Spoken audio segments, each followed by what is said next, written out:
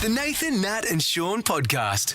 Caitlin Bassett's with us. Yo. Seabass. Sometimes you read a story and assume straight away that it happened in the Americas. Yeah. And then to find out it happened in Australia. Nay, to find out that it happened in Perth. It blew my mind this morning. So a man wore blackface to a primary school P&C fundraiser, right? Here in Perth. It was North Woodvale Primary School had a 90s music themed bingo night. Cool. They've now deleted all of their social media pictures because of this incident. Remember the movie Cool Runnings? Everybody did. Power! I see a badass mother who don't take no crap of nobody. You really see all that? Yeah, man. But it's not about what I see. It's about what you see. John Candy. I tell you what, that's not John Candy. No, but he's he was a white guy in it. There you go. So this is the thing, right? So people were asked to come in their favourite 90s outfit. This man had come as one of the team members from Cool Runnings. Which is a great movie. You haven't seen it. It's about a Jamaican bobsled team that was at the Olympics. Anyway, so good. There's been a bit of controversy over it because, as we all know, that are living on this planet, that you can't do blackface. We've learnt from that. Many years ago, am I right to say many years ago we learnt from that? You brought it up to me this morning how long ago it was, Nathan. Who was the celebrity who said on Australian TV this shouldn't be happening? In 2009, Harry Connick Jr. was on as a guest judge on Red Faces on Hey Hey Saturday. And there was these guys that came out in blackface and everyone else here was laughing. The crowd were laughing. Everyone was just laughing. And Harry looked so disgusted and unimpressed because that lesson hadn't hit Australia yet, apparently. And he ended up going off, gave 0 for the performance. Then Daryl had to get him back on and apologise. This is what happened. I think we may have offended you with that act, and I deeply apologise. I know it was done in humorously, but, you know, we've spent so much time trying to not make black people look like buffoons that when we see something like that, we take it really to heart. Harry Connick Jr. Wow. Teaching us all since 2009. Would you like me to read out the statement? Okay, here is the statement. North Woodvale Primary School P&C Bingo Committee would like to acknowledge, own and acknowledge our mistake and our own personal naivety in not understanding a complex history of a certain costume, which we awarded Best Dressed Male Costume of the Night. I want to put that in a statement because no one needed to know that part. Not only did no one say I was wrong, they all thought it was so right, they gave an award to it. Well, Cool Runnings was such a great show that everyone probably goes, oh, we loved it. Oh, look, I know that people aren't meaning to offend when they do that. They're just trying to copy a costume as close as they can. But I don't understand in this day and age, how can anyone not know? So everyone, because this had nothing to do with the school, this was the P&C committee, right? How did no one in that P&C committee at all, how did it dawn on anyone that that's not right? Well, I want to know how old that man is because I'll drop him in at Mike Bassett. He's not very PC, and I feel like it is a slow shift that's moving about this stuff. But people still don't realise blackface is right. No, you cannot know. Can you dress up as someone of colour at all? Yeah, but you just can't paint your skin. Can't paint it, but you can paint your skin blue like Avatar, not racist, or a Smurf. But no. Yeah. I think once once you're trying to simulate the way someone else's looks like that through the skin tone, I think that we all should know that that's probably a no-go. Okay. Yeah. I thought everyone learnt it. Maybe we need to get Harry back. Australia's still got some learning to go. It's the Nathan, Nat and Shaun podcast. Tell us about what you did over the weekend. Well, over the long weekend, I ended up driving up to Kalbarri with some mates of ours, and we took our kids up there for a bit of a camping expedition. Before we went up there, Nate, I did float the idea of, self-contained units that you can get up there for a couple of $100. You stay in them, you turn up, you turn up with your bag, you sleep in a bed, and no worries. But everyone likes camping, don't they? Can I tell you, a great joy is going into Anaconda and walking through and looking at those camping setups, because I thought if I even was invited once to go camping, I would be the guy who had all the gear and no idea. I would have folding kitchens, and I just like all of it. They'd be like, yeah. Mate, it's amazing to see people set up, particularly if you're driving up north and you see the caravans that are getting around these days. Oh, my God, they're amazing. Well, the thing about camping, isn't it, and these people that have all the gear, so basically you're buying a house to set up outside. If you love it so much, just take the roof off your place. Like, literally, if you're bringing everything, bringing fridges and TVs and lounges, live in your own house and rip the tiles off. I am a person who doesn't have much gear at all, and as you know, I've got no idea, so that's easy. If you don't have any gear, make sure you surround yourself with people that do have the gear. Well, I do. So we turned up and we just had a tent to do, which is a pop-up tent, and me and my friend Paul turned up, and he's really good. He's a tradie, so I've got a couple of tradies in my friendship group, and they just know how to do stuff, and they've always got tools to be able to make something happen. Then they've also got the know-how to go, hey, let's just try to figure this out, where I just lose my mind. I need like 2 days to plan what I'm about to do. They just doers are amazing, aren't they? People that do things and have the skills to back it up. Yeah, they certainly do. So we had a couple of the pop-up tents that everybody has these days, which you can get from BCF. So that was good as our shelter. I had a pop-up tent, but the one thing that when I left, I said to Megan, what are you going to sleep on the floor? And I said, we've got the blow-up mattress. So I went upstairs and got this mattress that had been hidden away for ages, and she said it's an automatic blow-up mattress. What do you mean? So you open up and just like you don't need a pump, apparently. Air out of the air. Yeah, I'm not sure how I envision it working. It just comes to life. I think there's a word you used to me before. Just comes to life. Yeah, okay, right. So that was the thing that Sonny and I were going to be sleeping on. How good. So when it got down to setting up for the night, on Friday night, we opened up the mattress and it wasn't doing its thing that it was supposed to do. So did you read the instructions on how it just... I read the instructions. Automatically sucks the air in? At no stage is a pop-up mattress. This is just a mattress. That needs a pump? So it took us a fair while to be able to conjure something together to be able to pump it up. And that's a sad state of affairs, isn't it, when everyone else is enjoying the setup and you're there. It's so hard to capture that air because the bloody hole's bigger than you expect. And you're getting head spins. Megan, your turn. Sean passes out for a bit. So anyway, after a while, we were able to conjure it up. We got this blow-up mattress done up to a level, but as the night went on, it's got a leak somewhere along the lines, and it just kept going down and down. Anyway, it got to about 1 o'clock, and it was basically... Is 1 a.m. when you hit the ground? I was on the ground, yeah. And I was sharing it with Sunny, and so because I was on one side, that gave her the rest of the air, kind of went to her side, so she was okay. So always go with the fatty. If you don't have one of these magical self-inflating mattresses, and there's a question over your pump situation. Yeah. So I didn't get a lot of. I didn't get a lot of sleep that night. That's okay. You're camping. That's fine. You get up and have a good day, a big day out with all the mates. But then it came to Saturday night, which was Armageddon, obviously, for us in WA here, anywhere around Perth, down south. You know what? It is best to spend a night like that just with one tiny layer of canvas between you and the elements. You didn't know what was going to happen. So when it absolutely belted down, I'm laying on this half-inflated mattress that slowly was going down. By 1 a.m. And water's just coming in a little bit because we hadn't zipped it up properly. I just didn't get any sleep at all. But what I could feel is that as the mattress went down, because there was so much water on the ground, I could feel that coming through the bottom of the canvas on my ass. You know what? And this is the thing, Sean. This is so bad, isn't it? Sometimes you're just so tired, and you would have been tired because it's camping. And you're just there going, am I going to do something about this or not? Will I get used to it? Will I get used to it? And that's what's running through your head. Yeah. Did you get used to it? I didn't get used to it, and I didn't do anything about it. So I ticked every box. Doing something about it would be getting up, putting a light on, like rummaging around, I don't know what. You didn't bring anything. You have to wake someone up to see if they can help you. That is camping. We romanticize camping so much, and some people out there love it, but it is like, you know, an unnatural thing. I reckon for when a you're lot of younger, us. you absolutely love it. You know why? Because your tolerance for bull crap is way lower. Yeah, and by now we're fed up. And here's the thing: when you're younger, is when the camping and you're about to leave wherever you're leaving, you don't have to do anything because you're too young to do anything. And your mum and dad, you're watching them do all the packing up. Yesterday took us 2.5 hours to pack up. 2.5 hours before we started on the road, which is 6.5 hour drive. So what did you pack up? Your tent? Yeah. Did you bring your own tent?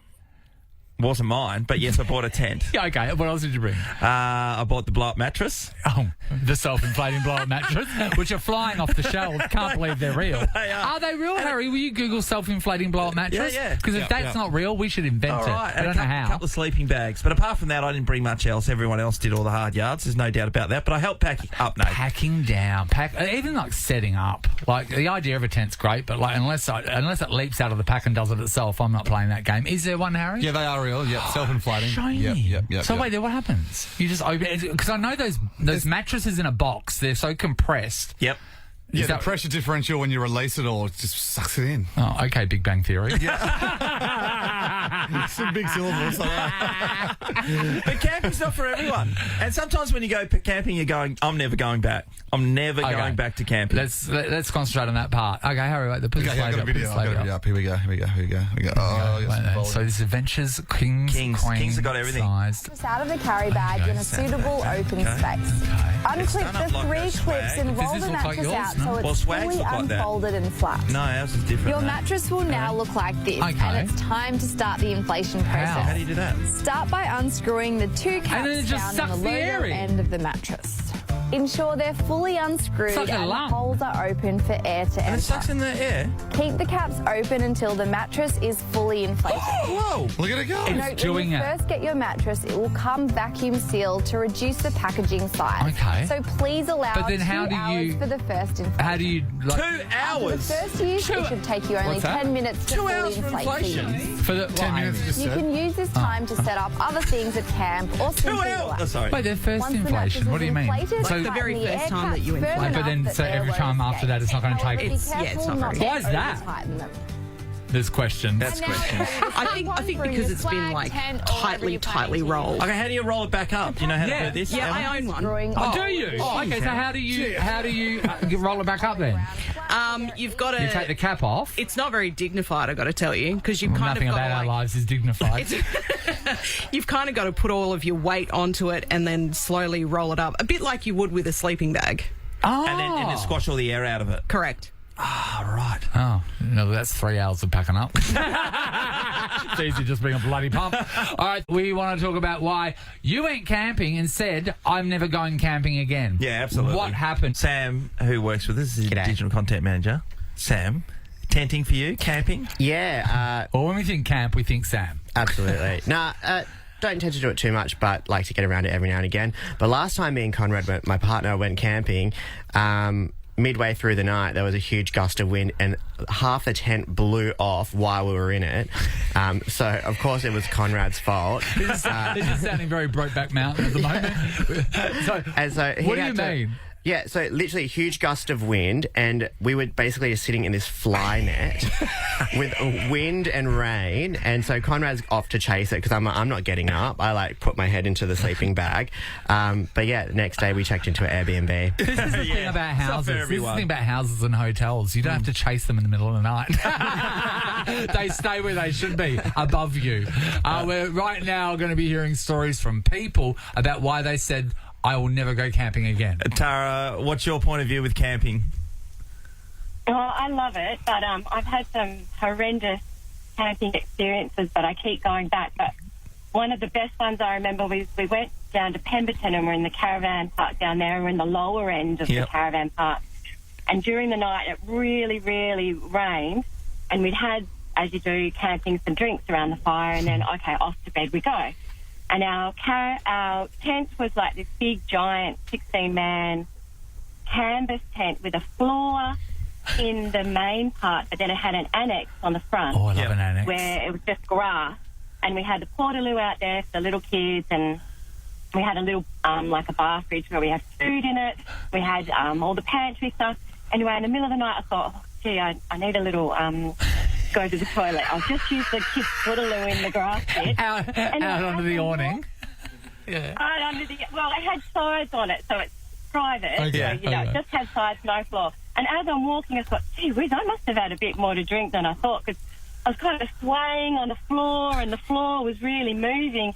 Anyway, I unzipped it, and the tent was so good that it just like a tidal wave came in through the door. The whole annex part was flooded with about 30 centimetres of water. The portaloo's floating round. The portaloo's floating. The fridge is sideways. Anyway, I'm like, so my husband, wake up, like it's flooded. And it was fully flooded. Anyway, we had to zip it back up and hope for the best. But in the morning, we opened it up, and the whole area was completely flooded. Like everything was floating around, and there's chairs going everywhere. Everyone's awnings had collapsed. Oh, you know what? You couldn't see the grass. It was epic. But luckily, we had a plumber with us. Anyway, he's out there with his shovel. He's digging trenches to try and get the water away and back into the creek. But my favourite bit is I rang my friend who was coming down that morning, and I had her on FaceTime, and I panned across the area, and I'm like, see over there where the ducks are swimming, that's your site. Ducks were swimming where a tent was supposed to be. Yep. Ducks were swimming. Like, it was just ducks and birds, and we're like, oh, my God. Anyway, it took a day, but it did drain out. This is my thing. You don't have the energy to even get up, let alone to deal with that. I love Tara. When she opened it and there was a flood, just zip it back up. Wait about it. Just zip it back up. We'll wait till the morning. And remember, we've got a plumber. It'll be fine. Thanks, Tara. Let's go to Rachel in Padbury. Hey, Rach. Hi, how you going? Good, Rach. All right, so camping. Some people love it. Some people don't want to do it again. Why don't you want to? It was the worst night of my life. I went camping with another family. They had a caravan. We were at the back of a person's property. The first day, it was sunny. We were swimming in the pool. It was like 36 degrees. The next night, a storm came in. I was in a tent. 2:30 in the morning, our whole tent collapsed. There was one pole above me. I had to grab my child, one of my children, and move him into another tent. I had to move the other two up to the house. I literally had to lie on this mattress floating in water with one pole above me for 4 hours going, is this going to collapse? And in the morning, gather everything up, all soaking wet, dump it in my car and drive home crying. Right. She's so tired she'd been up all night with her eye on the pole, just making sure it wasn't going anywhere like a lot of women have done. Yeah, literally. It was hideous. That's the thing. Hotels, they're not going to collapse around you. Blow away. You're not going to go out for the day, come back, and there's ducks where the hotel was. That's the thing. Tents, mate, you can't trust them. Thanks, Rach. Let's go to Michelle in Mindarie. Hey, Mish. Hi, camping sucks. Oh, Joe, tell Sean about it. All right. Tell me, what do you think? Well, there seems to be a common theme with everyone's calls, and that's rain. Yeah. So mine was also rain, but there was a few added components. It was probably about 20, 30 years ago. My husband and I were in our 20s, group of friends. Yeah, let's go camping. We'll take the jet skis, take the motorbike. It's going to be fun. Back in the day when you saw life as hopeful and you had energy. It was so good. Yeah. And no one checked the forecast. There was no, bomb or anything where you could check the weather. So, yeah, let's go. Went to a dam. I don't know where it was. And anyway, it was all going okay. That night, campfire's going. Everyone's having a few beverages. It's great fun. And then my husband falls on the campfire and burns. It's not my boyfriend at the time, but burnt his leg. Luckily, we'd had enough beverages that it was kind of like, let's just put some Savlon on it, bandage it up, you'll be right. And so it was. Everything was fine. Then it starts raining, so everyone goes to bed. Our tent, which is a two-man triangle tent, no fancy dome one, just the little triangle tents used to get back in the day. Yeah. So we had a tent like that. Well, that started leaking. We borrowed that, so we were wet. The air mattress went down, so we were basically lying on the rocks. Know the feeling. By this point, the drinks have worn off, so he's moaning and he's in some serious pain. Because he's got a severe burn. Yep. severe burn. Literally, it was a severe burn. And then I start feeling unwell, like something's wrong. My hand is throbbing. I feel like I'm going to vomit. I'm outside in the rain because I'm feeling that I'm going to be sick. So that our night continues like that. The sun comes out. We're like, pack this up. We are out. So everything's coming out the tent. Everyone's grumpy. I'm cleaning, and I find a scorpion in the tent. I've been bitten by a scorpion. I was going to ask you about the throbbing hand. Hey, well, you've been bitten by a scorpion. I've been bitten by a scorpion. And that was, like I said, 30 years ago. We've never even contemplated camping ever again. A scorpion? I've never been bitten by a scorpion. No Have way, you? mate. Has anyone in the room been bitten by a scorpion? No. No. Wait there. Anlin's been bitten by a scorpion. Yeah, I'd bite you too. That is unbelievable. How much does it hurt, a scorpion bite? Well, this scorpion was the size of an ant. It was tiny, and I felt my arm was on fire. The throbbing and the pain. And like I said, I thought I was going to vomit. I had hot sweats. It was awful, and it was tiny. That is insane. The smaller something like that is, Sean, the more dangerous it is. It doesn't need size to kill you. All right, at least you didn't get bitten by a scorpion, though. Yeah, no, definitely haven't. A family pass to Lightscape is going to come your way, Michelle, because that's next level. There you go. That's for your throbbing hand. Thanks, sweetheart. This is the Nathan, Nat and Shaun podcast. Caitlin Bassett. Good to have you in here, Seabass. Yeah. Hey, Caitlin. Yes. Just quickly, I would like you to talk about your dream that you had. And I want to know if anyone else has had this dream. So, yeah, interesting to know what this dream actually means. We just Googled it. I had a dream that my partner proposed to me and the ring was really ugly. What does that mean? Well, how long has he been with you for? We've been together, like, probably on and off about 3 years. 3 years. Is that usually around the time where people start thinking that they're going to get proposed to and the other one starts resenting the thought?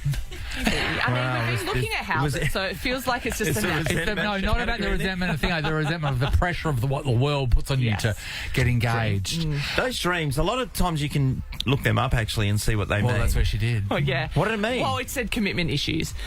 Like that I have commitment issues, which is true. I mean, I've been engaged in the past. Dun, dun, dun. Have you? Yeah, I was engaged before, and that fell through. But where were you proposed to? At the Grand Canyon. Oh, so he's got to top the Grand Canyon. No, not at all. Because just a little hole. Disastrous relationship. Yeah. So there's no really? topping that. But, yeah. Did you keep that ring? No, I did not. So my thing about rings, girls that get rings that they don't like, back in the day, I don't think they would ever have dreamed of being so rude